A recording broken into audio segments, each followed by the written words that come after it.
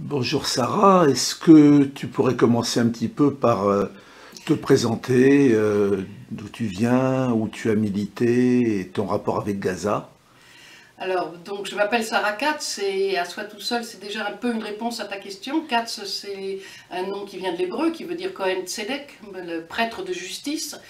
C'est donc le nom de mon père qui venait de ce qui est maintenant la Roumanie, hein, Botocham.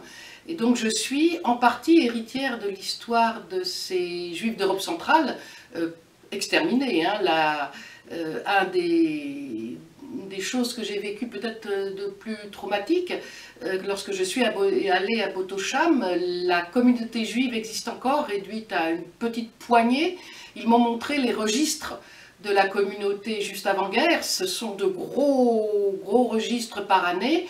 Et puis ce qui restait après la guerre, un très mince cahier, ces gens-là ont été exterminés. De leur extermination naît pour moi la volonté, la compréhension, qui était celle qui animait mon père, hein, de dire que ce qui arrive au monde nous importe et que la lutte pour la justice, pour le respect du droit, c'est quelque chose qui est fondamental, non pas seulement pour la vie de chacun, mais pour le futur qu'on va construire. Donc parle-nous maintenant de ton militantisme. Bon, moi je suis enfant de résistants communistes. Hein. Mon père et ma mère, chacun de leur côté, étaient dans la résistance communiste pendant la Seconde Guerre mondiale. Moi je suis née en 1950, venant d'une famille dont chaque parent pouvait considérer qu'il était un peu un miraculé puisque vivant. J'ai milité, j'ai adhéré très tôt au Parti communiste, j'ai milité jusqu'à mes 32 ans. J'ai fini par quitter ce mouvement plutôt par rage contre la forme parti et la capacité que je ressentais comme militante de faire bouger les lignes, de faire discuter vraiment le fond des problèmes. Je reste très attachée à ce qui a été l'idéal de ces gens qui m'ont appris la politique et de ce qui était l'idéal de mes parents. L'idée qu'un monde fraternel est possible, qu'en aucun cas l'avenir de l'humanité n'est je te marche sur la tête pour monter plus haut que toi. Voilà, ça c'est resté pour moi très important. J'ai ensuite été essentiellement une militante syndicale. J'ai toujours ressenti un besoin aigu d'être aux côtés du peuple palestinien. Je fais partie, si j'ose dire, hein, des quelques militants français pour lesquels la compréhension de 67 était immédiate. C'est-à-dire qu'on était face à une nouvelle offensive, une espèce de Nakba 2, hein, on termine le travail commencé en 48. Ce qui fait que dès que j'ai été en retraite, en septembre 2009, j'ai passé énormément de temps, autant que possible, en Cisjordanie, puis à Gaza. Raconte-nous justement tes séjours à Gaza. Alors je rentre à Gaza en 2011 dans une situation absolument dramatique puisque c'est le convoi en honneur de Vittorio Arrigoni assassiné à Gaza par des mains palestiniennes. Euh, un mois plus tôt. Je dis par des mains palestiniennes, manifestement dans cette zone grise où les gens font une confusion terrible entre où est la justice, où est le droit, et très certainement manipulés. Voilà, donc on rentre dans le convoi, on est deux quarts, je vois très peu de choses, mais je vois des gens, et en particulier un couple, une famille, un médecin particulièrement, docteur Allah, qui me dit « tu ne peux pas repartir comme ça, tu dois revenir et tu dois témoigner pour Gaza ». Et donc je suis revenue à plusieurs reprises, puis finalement, pendant 3 semestres continus, entre l'automne 2012 et le printemps 2014, habitant dans cette famille, travaillant autant que je pouvais, d'une part sur mes formes de compétences, donc j'ai enseigné à l'université dans le département de français de Ziad Medouk, et puis aussi dans la simple présence auprès des pêcheurs et auprès des paysans. C'est là que j'ai compris, je crois, intimement ce qui était en train de se passer à Gaza, c'est-à-dire un véritable ethnocide.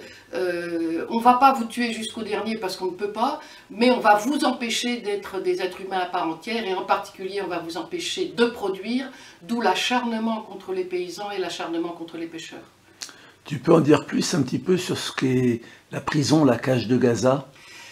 Oui, alors Gaza, je me souviens que les premières fois, lorsque j'intervenais retour de Gaza pour quelques semaines, même les militants avaient du mal à toucher du doigt la réalité. Gaza, c'est un camp de concentration, c'est une cage.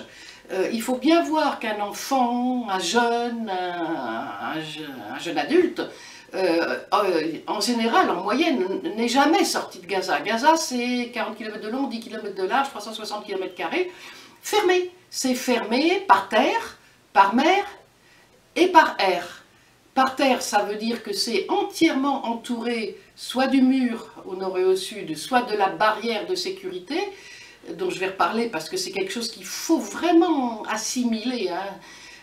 Et puis c'est fermé par le ciel, d'où viennent les drones qui tuent arbitrairement. Moi j'ai vu une attaque de drone à un moment où il ne se passait absolument rien. Et puis les hélicoptères Apache quand il y a des attaques concertées. Et puis c'est fermé par mer avec les fameuses vedettes de guerre qui sont des vrais chiens de garde de la mer. C'est pas des bateaux ces trucs-là, ça n'a aucune un bateau normalement, enfin ça a des manières d'être dans la mer. La vedette, ça viole la mer, ça viole les bateaux, ça tire sur les pêcheurs. L'un des derniers qui est mort de pêcheur qu'on n'a jamais retrouvé, la vedette a simplement foncé sur sa barque et envoyé tout le monde par le fond. Je voulais reparler de la barrière de sécurité parce que c'est une chose, il faut bien voir que sur les Palestiniens, en particulier sur Gaza, il se met en place tout un système technologique de surveillance des populations qu'on croyait être de l'ordre de la science-fiction, hein, qui a été décrit par des écrivains visionnaires, mais qui est tout simplement en place. Et en particulier, donc, le long de la barrière de sécurité, toute la frontière est, à peu près tous les 200 mètres, je dirais, vous avez une tour. Alors c'est une espèce de champignon, c'est pas si laid que ça à voir, et puis c'est fermé, donc il n'y a pas de danger, et puis ça s'ouvre, le chapeau du champignon se soulève, les armes sortent et elles tirent. Mais il n'y a personne dans la tour. La personne qui a décidé d'ouvrir et de tirer, elle est dans une salle climatisée à Tel Aviv, et elle décide de la vie ou de la mort des paysans en train de travailler sur leur champ. Il faut bien toucher du doigt que quand on dit, bien sûr qu'il faut se battre, je pense, hein, pour le droit des Palestiniens parce que ce droit est bafoué. Mais il faut aussi se battre parce que ce qui se préfigure derrière, c'est l'idée d'une société dans laquelle certains ont tous les droits, droit de vie et de mort, droit sur tous les aspects de la vie, sur d'autres qui sont en réalité surnuméraires. Et en ce sens, la bataille pour les migrants, la bataille pour les Palestiniens, la bataille pour les droits égaux, la bataille contre le racisme, la bataille contre cette ignoble idéologie suprémaciste qui est en train de relever la tête, c'est la même bataille, et c'est la bataille pour l'avenir. Tu portes le badge UJFP, donne-nous ton rapport avec cette association. Alors, l'Union juive française pour la paix, en fait, j'adhère, je suis à Gaza. Je suis à Gaza, je crois que c'est l'hiver 2012-2013. En stress, hein, tous les militants, on était solidement en stress, c'est difficile. Hein. Et puis je regardais quand on était rentré des champs, quand on avait un petit peu de temps en après-midi ou en soirée, et à l'époque il y avait encore au moins la moitié du temps d'électricité, ce qui n'est plus vrai du tout. Ben, je regardais les sites, je regardais un peu les nouvelles et je me suis aperçue que je regardais de plus en plus souvent le site de l'UJFP et je me disais vraiment, ceux-là ils sont bien. Et voilà, faut les soutenir. J'ai donc adhéré quand j'étais à Gaza et depuis je milite dans cette association, mais je me sens aussi très proche d'ISM France. J'ai milité évidemment avec ISM à Gaza. Voilà, je ne fais pas de mon appartenance une religion, loin de là, mais c'est vrai que je ressens, moi qui suis métisse, hein, à moitié juive, et qui ai autant de respect pour la partie d'origine catholique de ce que je suis, c'est-à-dire par ma mère, que pour la partie d'origine juive. Mais compte tenu de la préemption, de la notion de judéité par des salopards qui ne sont rien d'autre que des fascistes, dont certaines paroles pourraient très très bien aller dans la bouche de nazis, ben, parce qu'ils font ça, je pense que c'est très important en tant que lié à l'histoire juive de dire ben non, la judéité c'est pas ça du tout, du tout, du tout. Tu vas être la seule personne de nationalité française sur cette flottille de la liberté. Dis-nous ce que ça te fait et parle-nous un petit peu des flottilles en général. Bon, les flottilles, c'est un des exemples de ce que la communauté internationale est capable de faire. Je veux dire, nous, les peuples de la Terre sont capables de faire. C'est une organisation internationale qui met l'accent tantôt sur un pays, tantôt sur l'autre, suivant qui est prêt pour le faire. Les Canadiens ont joué des rôles fondamentaux, les Nordiques, les Suédois, les Norvégiens cette année. C'est vraiment l'idée qu'à un moment donné, des gens décident d'affréter des bateaux et de briser le blocus de Gaza par la mer. Quand on est à Gaza, on a envie de faire ça parce que la mer, elle est omniprésente à Gaza. C'est 40 km de côte, c'est très beau d'ailleurs. C'est le seul poumon, bien qu'il soit affreusement abîmé et pollué, que peut avoir la population. Donc c'est une idée très logique de venir par la mer. Et ça a été victorieux en 2008. C'est comme ça que Vittorio Arrigoni était arrivé à Gaza. Depuis, la marine israélienne s'autorise à attaquer toutes les flottilles les unes après les autres en eau internationale, ce qui est un déni complet de justice. Mais pour que Israël respecte la justice, il faudrait peut-être que la communauté internationale, au sens des États, dresse la voie, et elle ne le fait pas. En 2010, c'était le Mavi Marmara, ils sont tout simplement descendus sur le bateau, ils ont tiré à vue sur les gens qui se pressaient sur les ponts inférieurs, ils ont laissé 10 morts. Ensuite, ils se sont contentés, entre guillemets, d'arraisonner les bateaux, c'est de la pure piraterie, d'arraisonner les bateaux en eau internationale, de les emmener dans un port israélien, et jusqu'ici, ils ont emprisonné puis expulsé les équipages. Avec un Claude Eostic qui était sur un des bateaux, qui est une des historiques des flottilles en France, me racontait en riant que le chef d'accusation qu'ils ont eu lorsqu'ils ont été arraisonnés en haute mer, emmenés de force en Israël, c'est entrer illégalement sur le territoire israélien. Bon.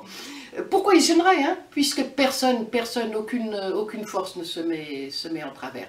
Alors on pourrait dire, hein, depuis tant d'années que les flottilles tentent d'entrer, normalement elles devraient pouvoir, parce que sur tous les bateaux qui ont été saisis, jamais on a trouvé la moindre chose suspecte, jamais, jamais. Ça fait 10 ans qu'ils saisissent les bateaux, 10 ans qu'ils voient que les bateaux contiennent ce que nous déclarons qu'ils contiennent, c'est-à-dire soit des matériaux pour Gaza, soit comme pour cette flottille-ci, des médicaments. Et ils continuent à les saisir. Alors pourquoi on s'acharne?